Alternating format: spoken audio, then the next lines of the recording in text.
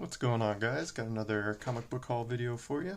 I picked all these books up from the flea market back at the end of February. We're doing the big flea market show at the fairgrounds here in Louisville.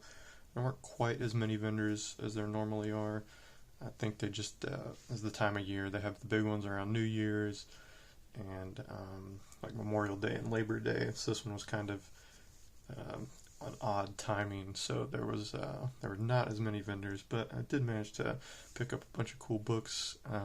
Most of these were for 50 cents, a couple were $1, and a couple were $2. I'll try to remember which ones I paid what amount for as I go through them. These first big batch, though, was all 50-cent books. I'll start here with The Vision, #1. I think this is his first solo series for the Vision. They had the mini-series with Vision and Scarlet Witch in the 80s. This was a 90s book, so I can't remember if this heated up with the show or not, but, you know, for 50 cents, can't beat it. And also found Scarlet Witch #1. Again, this is her first solo series. This one did heat up when the WandaVision show was on. I mean, maybe like it was going for like 10 or 15 bucks, I think. It's back down to probably about $1 to $5 now, but I'm just happy to find that. Next, we got Alpha Flight #56. This is just early Jim Lee art. Did the cover and the interiors as well, so I was happy to find that. Next, we got Crossfire #1. So this was the Eclipse series. I showed off a few of these a couple videos ago. With Crossfire and Rainbow, and then I still don't have the one with Marilyn Monroe on it. I can't remember what number that is. That's a Dave Stevens cover. He did some of the Crossfire and Rainbow covers as well, but it's just kind of a fun series. It takes place during the 50s and 60s in Hollywood. The main character is kind of like a bail bondsman, and that's his day job, and then his night job is a superhero. So it's pretty cool, fun little read. Next, we've got Elektra #8. Just picked this up because of the Greg Horn cover.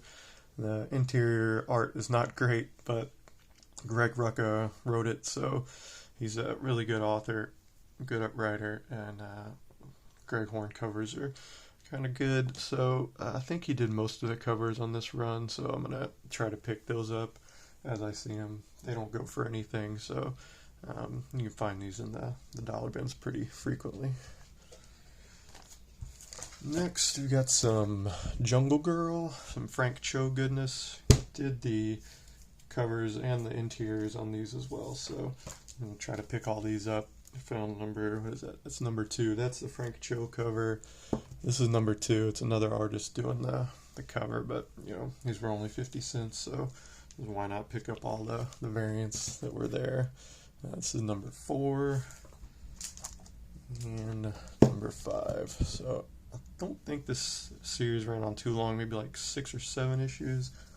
So I think I've got all of them but #1 now, so I was happy to find those. This next book, Marvel's #1. This one was, I think I did pay $2 for this one.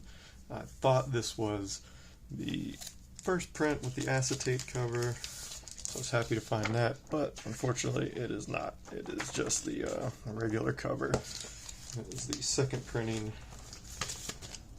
so I'm a little disappointed in that. I was hoping it was the first printing. I didn't pull it out of the bag, unfortunately. But, you know, it was only $2, and cover price on this was like $4 or something back in the 90s, so still got it for less than cover price. I'm still trying to find the original, the first printings of all these for cheap. I think this was Alex Ross's, you know, first major work, obviously, brought him to prominence, and he did the interiors as well. Basically painted the comic, so that was really cool. And just a neat idea, you know, telling the story of the Marvel superheroes from the photographer's perspective. That he's kind of like a reporter, just following the big major events of the Marvel universe from the Silver Age. So it's a really cool idea, really executed very well. So it was a 4-part miniseries. I think I found #2 a first printing a few months ago with the acetate cover. I think it was the one with the angel on it. And there's another one, I think number 2 or 3. One of them has Silver Surfer on it, and then the other one has, I think, Spider-Man and Green Goblin on it. So the covers are really cool, the series is really cool, so just keep my eyes open for these. Next, these were back to 50-cent books. Marvel Superhero Summer Special, just an anthology with some stories from X-Men, Speedball, who else? Power Pack, and Sabra, who I'd never heard of before, but apparently she's got the Star of David on her headband there, so I think she's a Jewish superhero, I'm not sure. Just a cool Art Adams cover. The Speedball story in here is actually drawn by Steve Ditko, so I thought that was pretty cool. But these superhero specials are just fun anthology books, so I was happy to find that one for cheap. Next, you got Official Handbook of the Marvel Universe, number 8. This is from 1989. This is just an early Venom cover. The interior art has Eric Larson drawing Venom, which might be, I don't know if it's the first time that Eric Larson drew Venom, but it's certainly early. It's got just kind of a profile picture of Venom standing there, and then it's got some of the some of the interior art from the early McFarlane Spider-Man Venom stuff, so that's pretty cool. Let's see, this next run, got some cool cartoon books here. I think these might have been $1 each, so Ren and Stimpy Show Special number 3, and then the rest of these are pretty late in the run. This is 37, 38, Toilet Trouble, that's pretty good, got the crocodile coming out of the toilet there.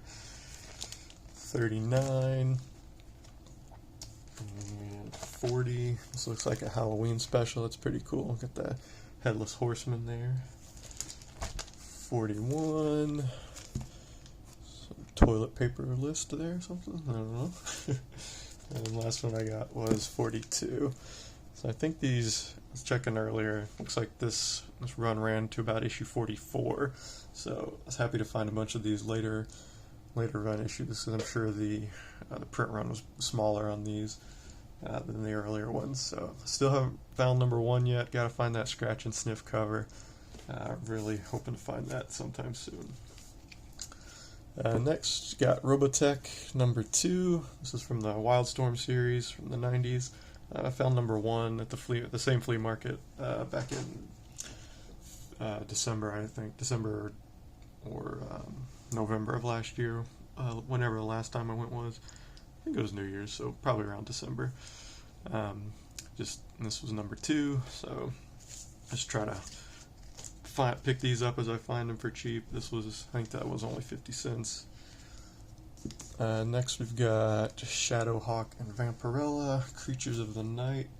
This is that's the Image one, the Image published one. It's got a Mark Teixeira cover, it's really cool, and Jim Valentino did the interior art as well, so that was really nice. And then this is the Harris Comics published one. It's got a Joe Jusko cover, and the interior art is not very good. I'm not sure who did it, but I was flipping through it, and it's definitely not Joe Jusko or Jim Valentino, but this is just kind of a cool, team up with Vampirella and Shadowhawk, so happy to find those. And then next, we got a huge run of Sojourn. These were all 50 cents as well. Pretty much found the entire run, so I was happy about that. All these were 50 cents, like I said. There's a pretty cool story, the prequel there. There's the first issue. The story and the art is really good for most of the series. Greg Land does most of the covers and most of the interiors as well. And then Ron Mars of Silver Surfer fame wrote most of the story, so that was really cool. The story kind of falls off at the end when Ron Mars stops writing it, but for the most part it's really good. It's just kind of a sword and sorcery types story. This is the main protagonist, Arwen. She's tasked with finding, 5 pieces of an arrow to help bring about the downfall of that guy. So just kind of good sword and sorcery stuff. Like I said, the art is beautiful. It's Greg Land doing the interiors for most of these, which was really nice. Just beautiful art. And then, let's see, on this one, number 10, I want to show an advertisement that I thought was really funny at the end. There's some interesting product placement. So we've got an ad for Coca-Cola with the characters, which is kind of funny because it's set in, fictional land, where obviously they don't have soft drinks, but, whatever. We've got to have our own with Coke. And then, let's see, here's number 11, some cool dragons. And then this is number 12, so not to be outdone. Coke got the pub in issue number 10. And then Pepsi is getting some love in issue 12. Not with the Sojourn characters. These are characters from, I'm not even sure, Generation Next. I don't know what that's from, but I thought those were really funny. So I was doing some research on this imprint, this CrossGen Comics. So they're around in the early 2000s. The series ran from about 2001 to 2004. They went bankrupt in 2004 and then I think Marvel or Disney bought them, and there was talk of rebooting some of the series. I think maybe they did like 1 or 2 issues of some stuff. They didn't sell very well, so they just kind of fell by the wayside, unfortunately. But it was a really cool story. I was happy to have read most of it in the last day or two. Like I said, it's worth picking up. These are only 50 cents each, so the art alone makes it worth reading, I think. And then, like I said, most of the story is really good. This is kind of where it starts to fall off around issue 30, where this other guy, Ian Edgington, I'm not sure what else he's written or if he's written anything else, but he uses a lot of info dump, just like backstories and stuff, so it's kind of grounds the story to a halt, unfortunately. But up until then, it was pretty good. This is the last issue. They do not wrap up the story. Unfortunately, it kind of leaves you hanging. But, again, these are only 50 cents to $1 at most places. So if you like Greg Land, it's definitely worth checking out. And if you like Ron Mars, good story too. So it's happy to find those. I think I only need like 3 more issues or something to finish the run. It was only a 34 issue series. So, and then the CrossGen stuff. One of the other books, Meridian, I think, has early Steve McNiven art. So I might try to pick those up. He did about a 10 or 15 issue run on that. So I'm gonna keep my eye out for those now. Next, we've got Spawn number 5, the Newsstand. I think this was another one that was $2.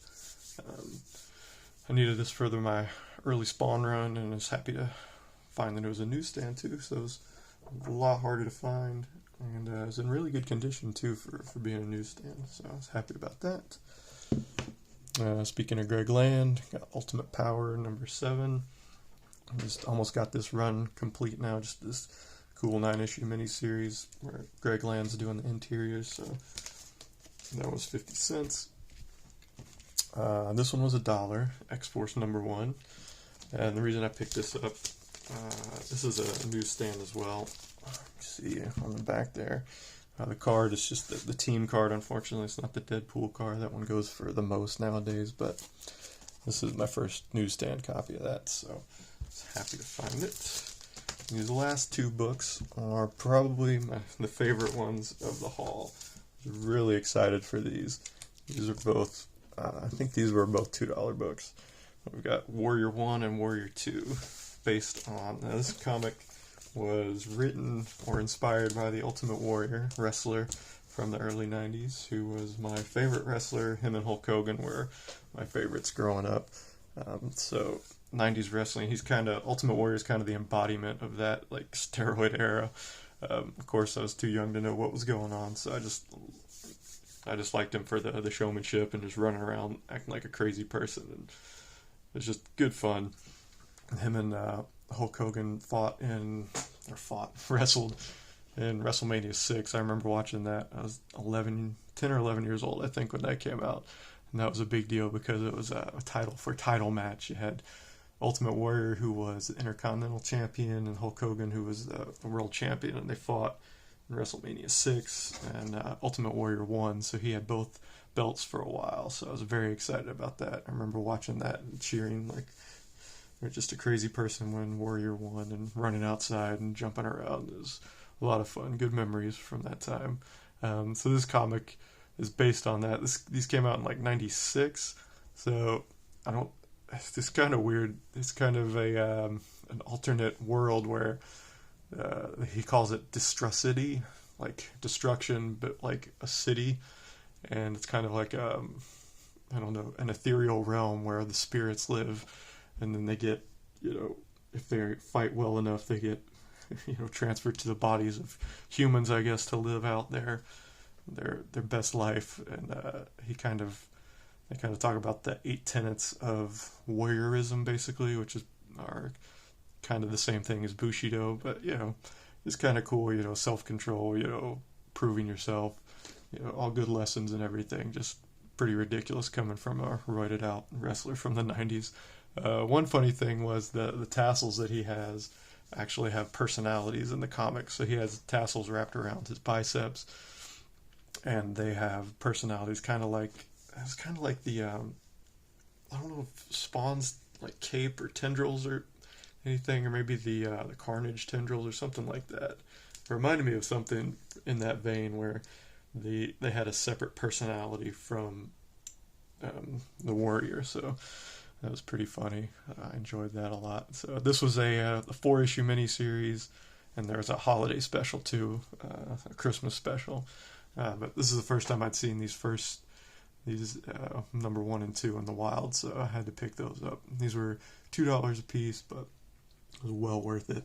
And I'll keep my eye out for 3 and 4 in that Christmas special, definitely. So that's going to wrap it up for this haul, guys. Hope you enjoyed it, and I will talk to you soon.